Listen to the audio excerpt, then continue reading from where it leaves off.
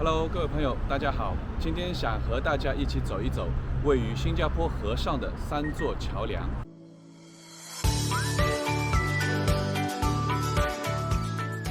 这3座桥呢，都各具特色，而且都是在殖民地时期建造的。首先，我们来到的是阿尔金桥。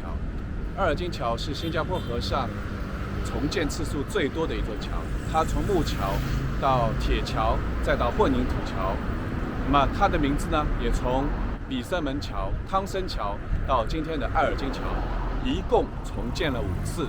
那么往这个方向去呢，就是桥南路了。桥南路就是以前的大坡，桥北路是小坡。那么桥北路呢，也叫做小坡大马路。往我身后去呢，就是维多利亚街，那么就是小坡2马路。最出名的呢，就是小坡4马路的观音庙。那么阿尔金桥在这个位置呢，就凸显它的重要性了。也就是说，大坡和小坡呢，当初就是以这座桥为界。建于1823年的比森门桥是阿尔金桥的第1位前身，也是新加坡河上的第1座桥。它是一座活动木桥，可以拉起也可以放下，方便了船只通过。那么这座桥呢，还有一个很好听的名字，叫做爱情桥。一个呢，是因为它的这个桥的设计啊，像一座竖琴一样。每当夕阳或者朝阳斜照的时候呢，它的这个影子就像一把侧握着的竖琴，所以大家就给它冠名叫做爱情桥。桥头的每一侧有3个这样的狮头的雕塑，以及铁柱的灯。那么这些呢，是由意大利的雕塑家诺里所设计。那么他所设计的作品呢，还有在新加坡的前最高法院和红灯码头都有。前最高法院的公正女神以及石柱，红灯码头的也是狮头雕塑，都是他设计的。狮子的形象呢，在英国是代表皇家的意思。阿尔金桥是以当时英国驻印度的总督阿尔金的名字来命名的。光说这位总督的名字呢，大家可能并不熟悉。但是你可曾知道，这位印度总督呢，他曾经是8国联军英国军队的统帅，那么也是他下令烧毁了北京的皇家园林圆明园。从19世纪起啊，新加坡河频繁的交通量导致了河道受到严重的污染，直到1977年。建国总理李光耀先生发起了清理新加坡河的运动，口号就视为10年清河，10年河清。那么到了1987年呢，河水的污染程度被控制在安全水平，海洋生物呢也重返新加坡河。各位，在我身后的呢是加文纳桥，它建于1869年，是和新加坡总统府呢同岁的。那它也是新加坡河上得以保留下来建的最早的一座桥。加文纳桥最初名为爱丁堡桥，是为了纪念建成那年爱丁堡公爵访问新加坡。后来呢，是以当时的海峡殖民地最后一任总督奥夫加文纳上将的名字来命名。这座桥由远在苏格兰的格拉斯哥麦里逊公司负责承建。那么完成后的铁桥呢，于1869年运到新加坡来装配，但是不大顺利。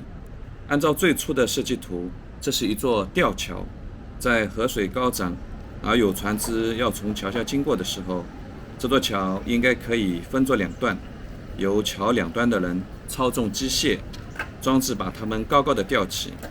此外呢，这座桥原本设计是可以通车的，2旁各有一条行人道。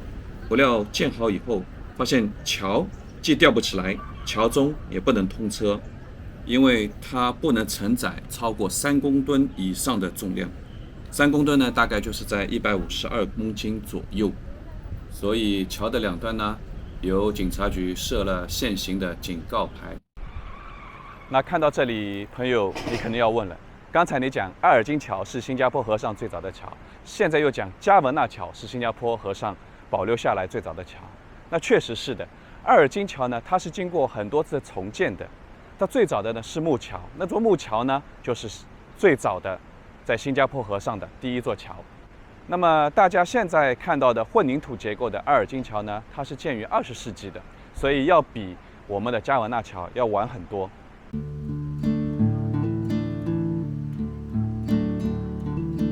在我的故乡上海，有一条母亲河，叫做黄浦江，它孕育了在那片土地上繁衍生息的人们。在我的第二个故乡新加坡，同样也有一条母亲河，它就是新加坡河，它滋养了在这片土地上南来北往的人们，也见证和发展了新加坡的繁荣和昌盛。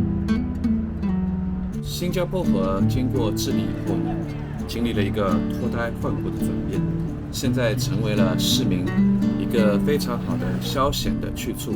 河的两岸呢，有一些纪念碑，其中包括有中国的邓小平，1978年他以国务院副总理的身份正式对新加坡进行访问。那么此后呢，中国也派遣了大量的高级官员来新加坡学习先进的管理制度和现代化都市的城市治理经验。这位是胡志明，他是第一任越南民主共和国主席和政府总理。这位是尼赫鲁，他是印度独立后的第一任总理，也是印度在位时间最长的总理。在河的两岸呢，还有很多本地艺术家所做的雕塑，他们展示的是新加坡河早期的贸易与生活的场景，我就不一一做介绍也希望您下次来新加坡以后呢，可以得到一个更加直观的感受。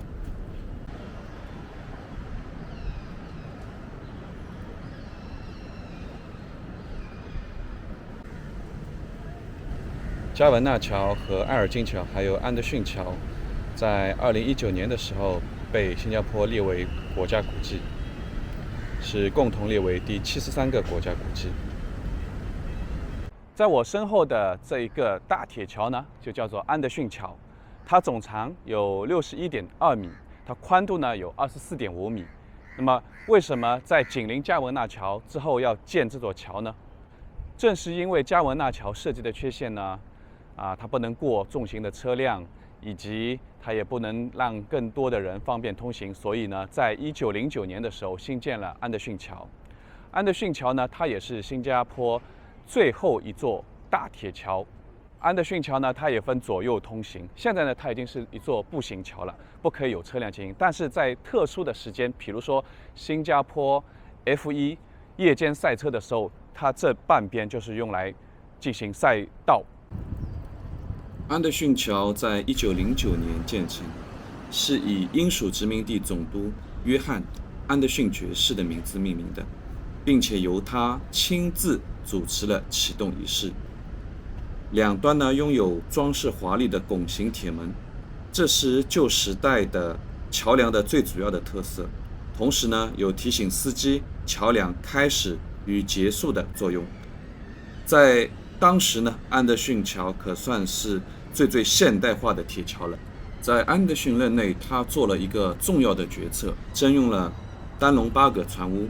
当时船坞公司对官方的赔偿数目不满意，然后交由一个仲裁机构调解决定。仲裁机构决定的价格呢，比官方准备付出的价格高了很多，但是安德逊决定照付。事实证明呢，他的决定是很有远见的。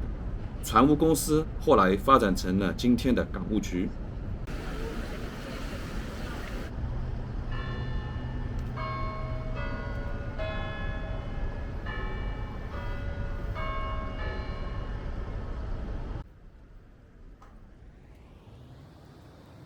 各位朋友，今天的三桥往事就讲述到这里了，我们下期再见。